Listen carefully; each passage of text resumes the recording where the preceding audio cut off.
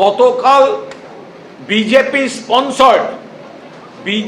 Sponsored যে সমাবেশ হয়েছিল মেয়র রোডে, সে তো প্লাস্টিকের চেয়ারও সব ভরেনি। আর মমতা বন্দ্যোপাধ্যায়ের নেতৃত্বে যে বিরাট সমাবেশ, সেইটা গা জ্বলে যাচ্ছে, সেটা বেরিয়ে আসছে। কিন্তু উনি তো মুখ্যমন্ত্রীর চেয়ারে পুলিশ বাজেট বলবেন।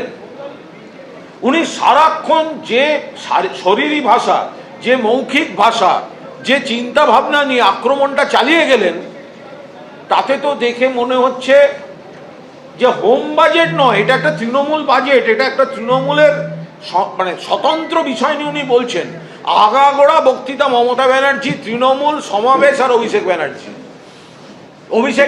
এই হাউসের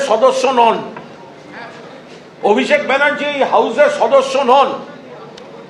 অথচ তাকে আক্রমণ করে বা তাকে লক্ষ্য করে যেভাবে মুখ্যমন্ত্রী ভাষণ দিয়েছেন, তো স্পিকারের তো উচিত একদিন জবাবি ভাষণ দিতে অভিষেক বন্দ্যোপাধ্যায়কে বিধানসভায় আমন্ত্রণ জানানো।